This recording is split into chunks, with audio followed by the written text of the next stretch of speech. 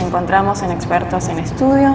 Hoy tenemos la presencia del profesor y escritor Fernando Iturburu, quien está en Ecuador de nuevo presentando su libro, El regreso del Cholo Cepeda, la tercera aventura del detective.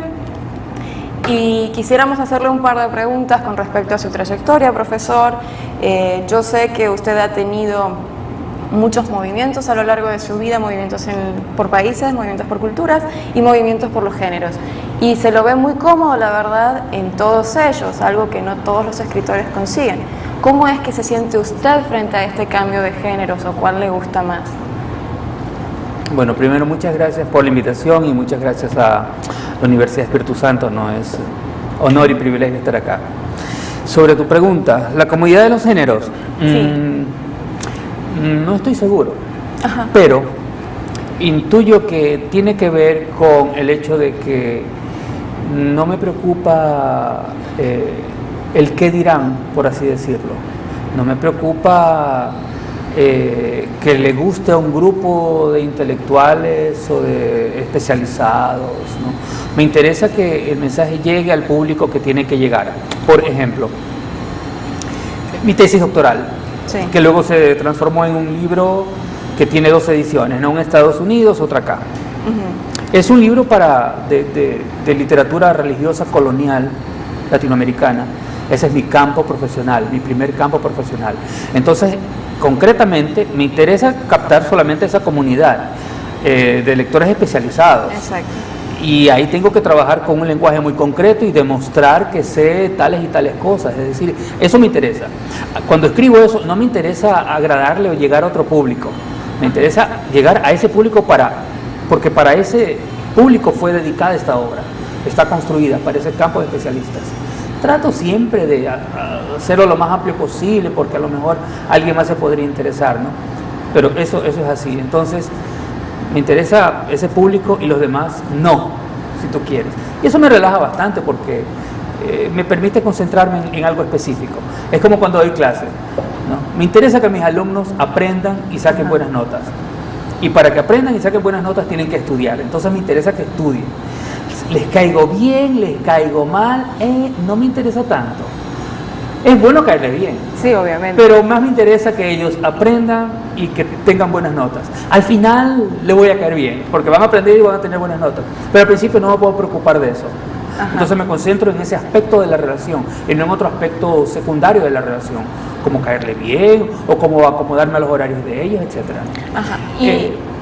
¿Y cómo hace eso para combinar o compatibilizar su formación académica, su estructura académica de ser un crítico literario, un estudioso de la literatura, y animarse después para escribir y para incursionar en la ficción? Porque muchos se ven cohibidos al haber aprendido tanta teoría de querer meterse en la ficción, en la cocina, digamos. Bueno, debe estar relacionado por lo menos con 2 situaciones. La primera es de orden académico. Yo estudié en la Universidad Católica acá y el programa de literatura es un programa de literatura que es más parecido a un programa de literatura comparada. Entonces entra muchos géneros, muchas lenguas, muchos periodos. Se estudia prosa igual que poesía, entonces no hay una hiperespecialización y nos movemos fácilmente de un género a otro, de un programa a otro, ¿no? De un autor a otro. Entonces eso sin querer compararlos y todo, nos permitía, al menos en esa época, a nosotros sentirnos bastante bien como lectores y por lo tanto también como potenciales creadores o potenciales escribidores, ¿no? Ajá. La otra razón posiblemente sea más personal y tiene que ver con mi origen de clase. Yo vengo de una familia media popular y en esa familia media popular se apreciaba tanto el esfuerzo del trabajo como el esfuerzo del estudio, si eras estudiante. Y se vivía la vida cotidiana, y la vida cotidiana estaba en el puerto, siempre está llena de mucha música, muy buena música. Acá a la gente le encanta la música y tiene muy buen gusto. También hay unos que tienen mal gusto, pero mucho humor, mucho chiste, el mundo del fútbol, el mundo de la política diaria. O sea, la radio y los periódicos en la época en la que yo crecía movilizaban toda esa manera de ser, ese comportamiento y ese gusto por la comunicación en general. por la información, y luego en sus momentos más concretos y más especializados de esa información, pues tú puedes hablar de literatura, de pintura, de cine, etcétera, de música. Entonces todo eso es lo que va formando la vida personal mía, ¿no? Eso se concreta y no es una oposición, sino es justamente lo contrario, es el abrazo de esas dos dimensiones, la académica y la personal, el lenguaje de la calle con el lenguaje más especializado, con el conocimiento más abstracto, digamos. Se concreta mucho en la experiencia de Psicoseo. Psicoseo duró muy poco. Sacó una sola revista, el número 2 nunca se publicó. Y que lo censuraron. Pero quedó ese recuerdo de Psicoseo.